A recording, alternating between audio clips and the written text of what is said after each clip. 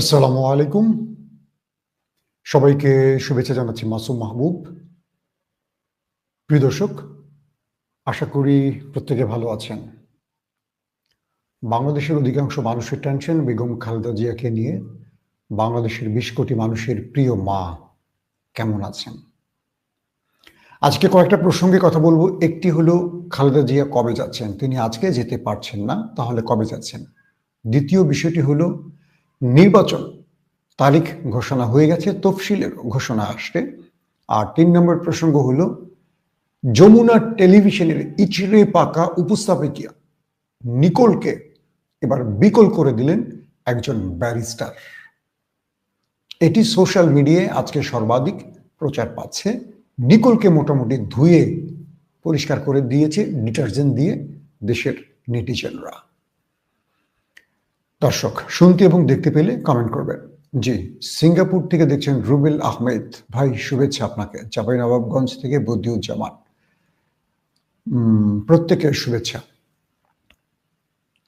বেগম খালেদা জিয়ার আজকে ভোরে অথবা সকাল 10টার মধ্যে লন্ডনে যাবার কথা ছিল কাতারের একটি এয়ার অ্যাম্বুলেন্সে চেপে, কিন্তু সেই এয়ার অ্যাম্বুলেন্সটি যান্ত্রিক ত্রুটির কারণে আসতে পারেনি বাংলাদেশে। সেটি আগামী রোববার, আজকে শুক্রবার, আগামী রোববার বেগম খালেদা জিয়াকে নিয়ে লন্ডনের উদ্দেশ্যে যাত্রা করবে, এমনটি বিএনপির মহাসচিব মির্জা ফখরুল ইসলাম আলমগীর জানিয়েছেন। এবং তিনি বলেছেন আগামীকাল অর্থাৎ শনিবারের মধ্যে এয়ার অ্যাম্বুলেন্সটি বাংলাদেশে পৌঁছবার কথা রয়েছে। দ্বিতীয় যে বিষয়টি সেটি হলো নির্বাচনের তফসিল। ত্রয়োদশ জাতীয় সংসদ নির্বাচন ও গণভোটের তফসিল 11 ডিসেম্বর ঘোষণা করা হয়েছে এবং সেদিনই জাতির উদ্দেশ্যে বক্তব্য রাখবেন আমাদের প্রধান নির্বাচন কমিশনার AMM নাসির উদ্দিন। পাশাপাশি 8 ফেব্রুয়ারি বাংলাদেশের বহুল প্রত্যাশিত সংসদ নির্বাচন হতে যাচ্ছে, অর্থাৎ 8 ফেব্রুয়ারি, আগামী বছরের 8 ফেব্রুয়ারি এই নির্বাচনটি অনুষ্ঠিত হবে। এই ঘোষণাটি ইতিমধ্যে পাওয়া গেছে কয়েকটি সূত্রের বরাত দিয়ে। তবে মাসখানেক আগে বোধহয় আমি আমার চ্যানেলেও বলেছিলাম যে 8 ফেব্রুয়ারি নির্বাচন হতে পারে, এরকম একটি ডেট নির্বাচন কমিশন থেকে সরকারের কাছে প্রস্তাব আকারে পাঠানো হয়েছিল। তার মানে আমাদের কাছে এই বিষয়টি স্পষ্ট হয়ে গেছে এবং আগামী 10 ডিসেম্বর রাষ্ট্রপতির সঙ্গে সাক্ষাতের সময় চূড়ান্ত হয়েছে। তো আপাতত নির্বাচন কবে হবে এটা নিয়ে ধোঁয়াশা কেটে গেছে, তফসিল সেটি নিয়েও ধোঁয়াশা কেটে গেছে।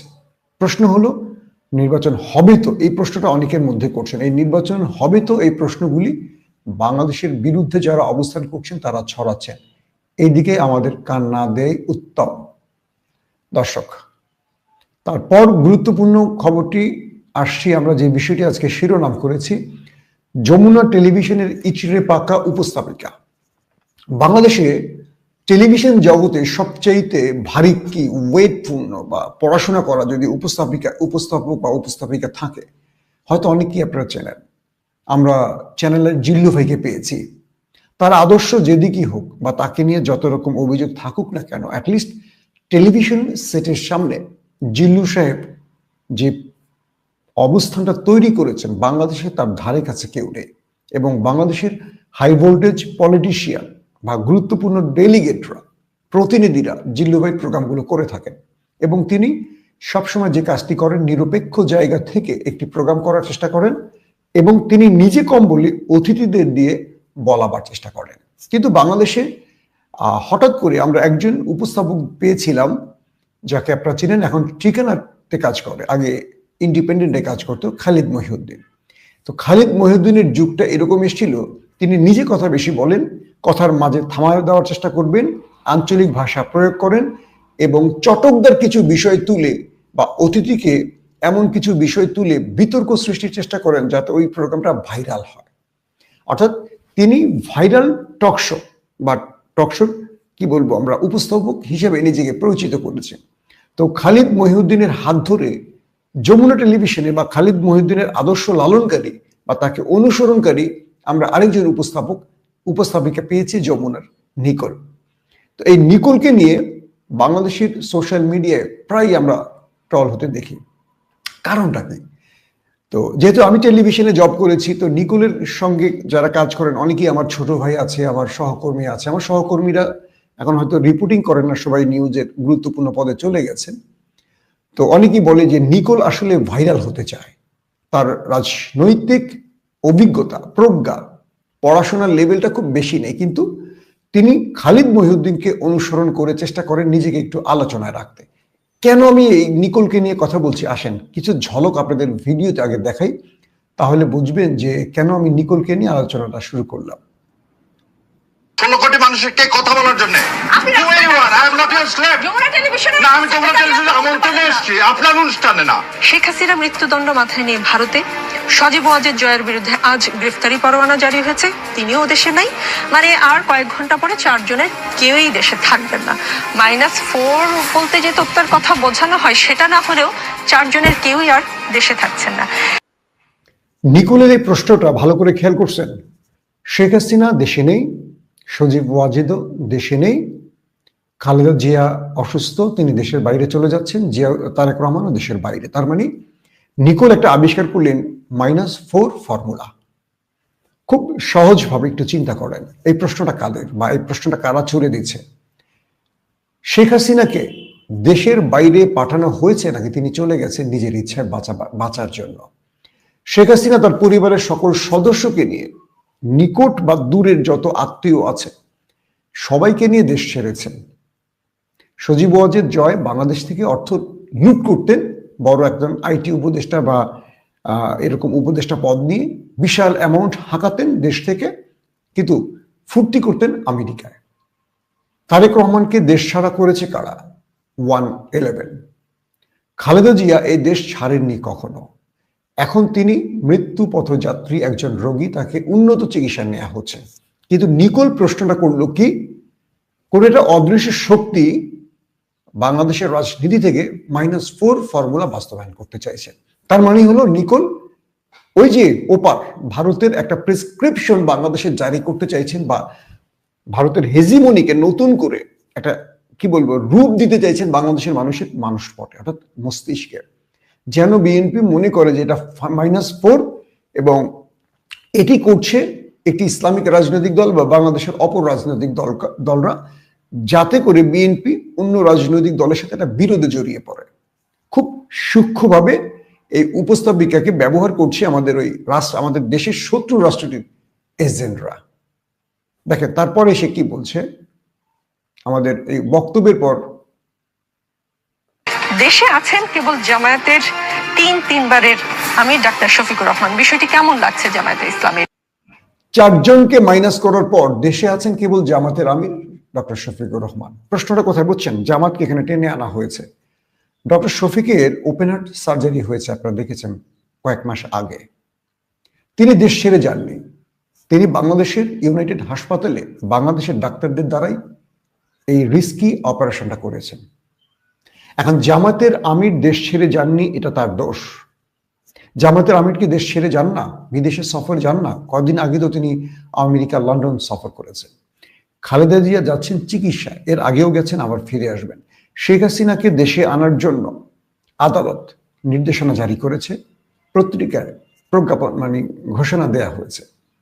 শেখ হাসিনা পালিয়ে গেছেন, তাকে আসার জন্য বা আনার জন্য সরকার চেষ্টা করছে। তাহলে -4 এই প্রশ্নটি আসলো কোত্থেকে? নিকোলকে এই প্রশ্নটি কে লিখে দিয়েছে? নিকোল কার পারপাস সার্ভ করছে? Be careful. আরো শোনেন। প্রথমে আপনার এই -4-এ আমার বিরাট আপত্তি। Hasina is a dead body, Joy never own this country. তার মার মতো, তার নানার মতো একটা বিশ্বাসঘাতক। তো বিশ্বাসঘাতককে আপনি 4-এর মধ্যে নিয়ে এসে যদি আলোচনার বিষয়বস্তু করতে চান, সেই বিষয়ে আমি আলোচনা করতে একদম নারাজ। আমি আবারও বলছি, হাসিনা। ভালো করে ব্যারিস্টার শাহরিয়ার কবিরের বক্তব্যটা শুনবেন। Hasina is a dead body, তার বক্তব্যটা, এবং বিশ্বাসঘাতক বলা হয়েছে এই পরিবারকে। এখানে নিকোল প্রশ্নটা ধরেছেন, অর্থাৎ বঙ্গবন্ধু উপাধি দিয়ে শেখ মুজিবকে নিয়ে এই বক্তব্যটা আসছে যে এরা বিশ্বাসঘাতক পরিবার। এখানে তিনি আপত্তিটা তুলে একটা কঠোর খেলা খেলছেন, অর্থাৎ আওয়ামী লীগকে আবারও প্রতিষ্ঠা করতে, বা আওয়ামী লীগের ওই যে শেখ মুজিবকে বিক্রি করে আওয়ামী লীগ যে রাজনীতিটা করে, বঙ্গবন্ধু, বাংলাদেশের স্বাধীনতার এই জায়গাটা নিকোল ফিরে আনার জন্য এই খেলাটা খেলেছেন। ভালো করে দেখবেন। Is a dead body. Hasina নিজের দাফন, নিজের অপমৃত্যুকে আপনি আবার যদি -4 বলে নিয়ে আসার চেষ্টা করেন, আর জয় হচ্ছে একটা লুটেরার সম্পর্কে আপনার বলতে তো আপনি তো, আমি আপনাকে নিয়ে খুব গর্ববোধ করি। আপনার জন্য অপমান, তাকে অভিভাবক। আপনি চিন্তা করেন, আমার মা বা বাবা সবাই তো চলে যায় পৃথিবীতে, হঠাৎ করে চলে গেলে কিরকম একটা অবস্থা হবে। নিশ্চয়ই কারোর জন্য এটা আকাঙ্ক্ষার বিষয় হবে না, এবং সবাই সর্বোচ্চভাবে দোয়া করতেছে। এমন কোনো দল পাবেন না, মসজিদ, মন্দির, প্যাগোডা, কোথাও খালেদা জিয়ার জন্য কি হচ্ছে না, দোয়া করা হচ্ছে না। সেখান থেকে যেহেতু সমস্ত রাজনৈতিক দল, এখানে পার্টিকুলারলি কোনো দলের কথা বলার কিছু নেই। আর আপনি তারেক জিয়ার কথা বললেন, দেখেন এই খেলা আজ থেকে না। ইন্ডিয়া জিয়া পরিবারকে কোনোদিন তার হাতের মুঠায় নিতে পারেনি, এবং তারেক জিয়া যে কথাটা বলছে শোনেন, সন্তানের চেয়ে মায়ের প্রতি দরদ পৃথিবীতে কারো হবে না। ভালো করে খেয়াল করবেন। খালেদা জিয়াকে আমি পুরো ভিডিওটা দিতে পারছি না কপিরাইটের জন্য, একটু টেনে দিচ্ছি। তিনি বলছেন খালেদা জিয়া এমন একজন ব্যক্তি যাকে বাংলাদেশের প্রতিটি রাজনৈতিক দল, প্রতিটি মানুষ অভিভাবক হিসেবে গ্রহণ করেছে। তিনি দলমত তার উপরে চলে গেছেন, তিনি এখন কোনো দলের না, তিনি পুরো বাংলাদেশের। জামাত সমর্থিত একজন ব্যারিস্টার খালেদা জিয়া সম্পর্কে অসাধারণ কথা বলেছেন। এটা বিএনপি এইভাবে বলতে পারে না। বিএনপি তো তারেক রহমান আর খালেদা জিয়াকে নিয়ে বিজনেস করে। এরা তো দলের আদর্শই জানে না যে জিয়াউর রহমান বা খালেদা জিয়া বা তারেক রহমান কোন আদর্শে রাজনীতি করেন। তারা চেষ্টা করছেন একটা, আর তাদের লুটপাটকারীরা, ওই চামচারা পকেট বাণিজ্য করছেন।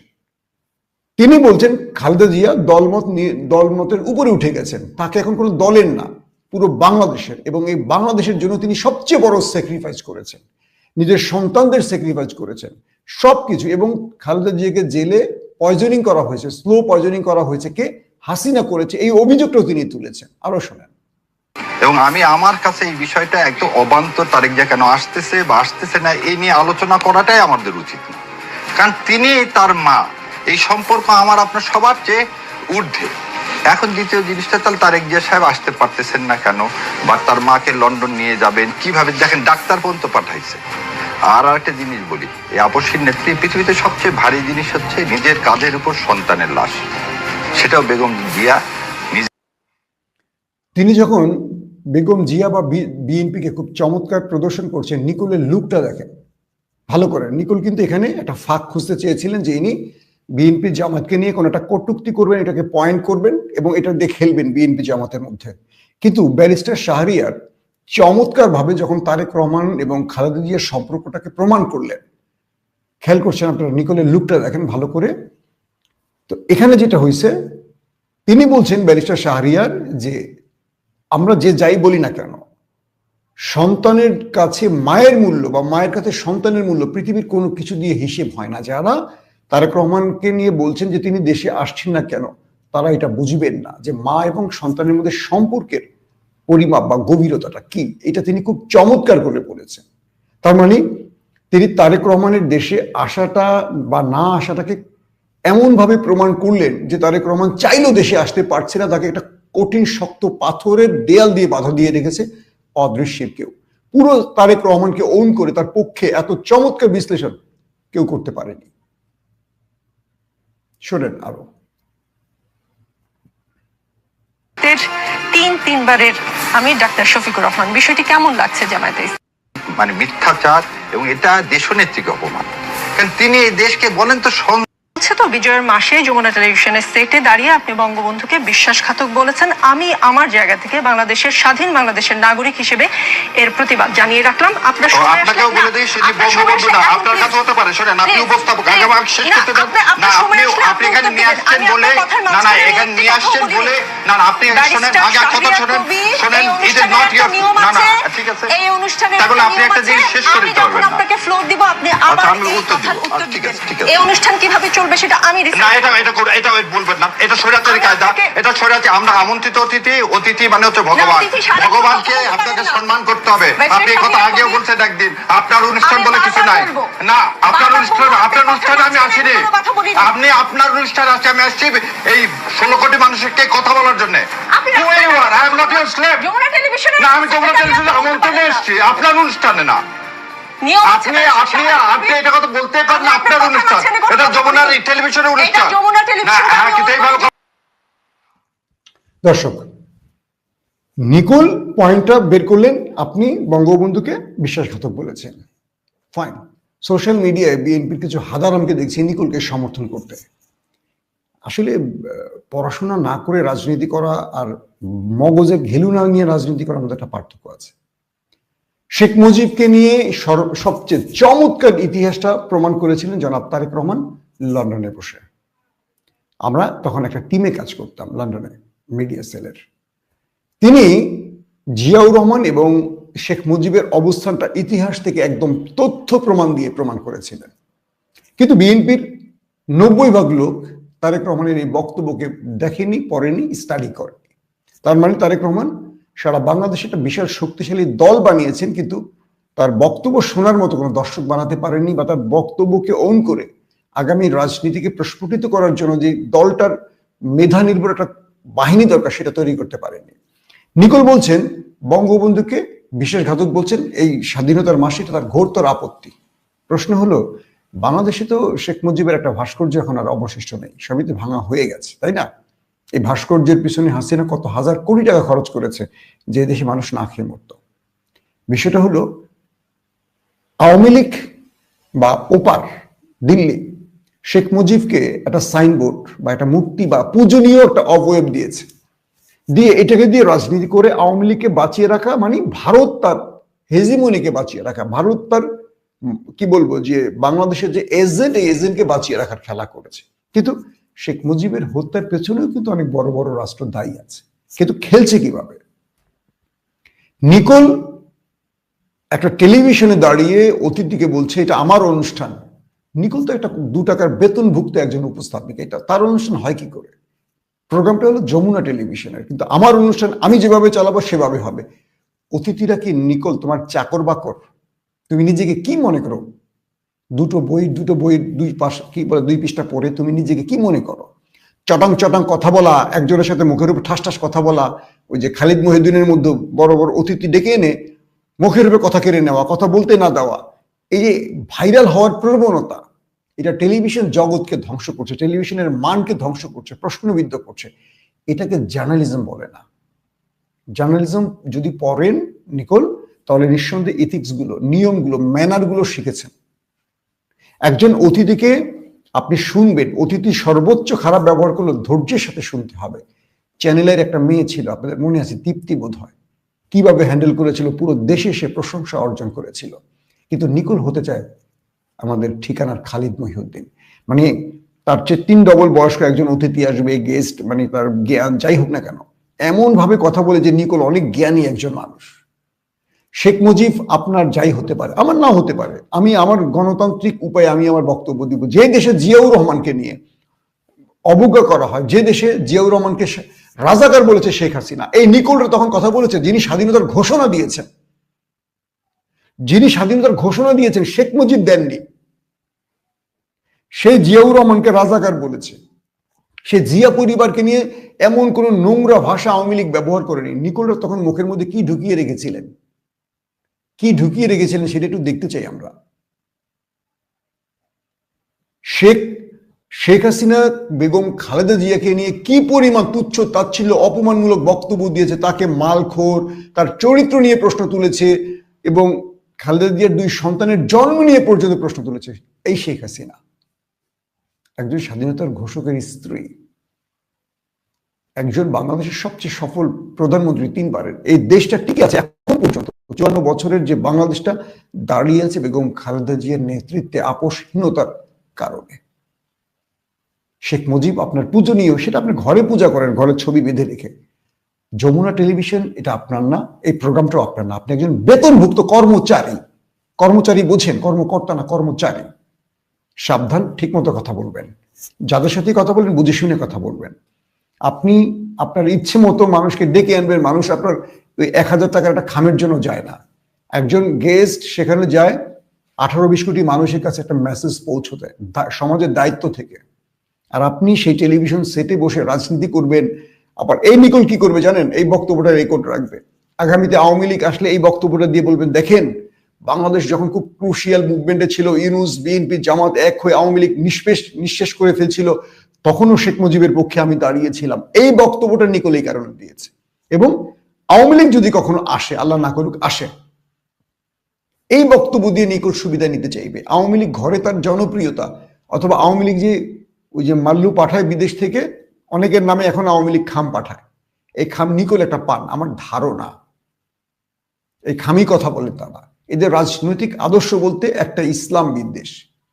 আবার আমার এক ঘনিষ্ঠ সহকর্মী 21 টেলিভিশনে কদিন আগে জেল খেটে এসছেন আওয়ামী লীগের দালালি করে, কি নাম, মঞ্জুরুল আলম পান্না, তিনি ফেসবুকে লিখেছেন যে এই লোককে টেলিভিশনে নেয় কে, মানে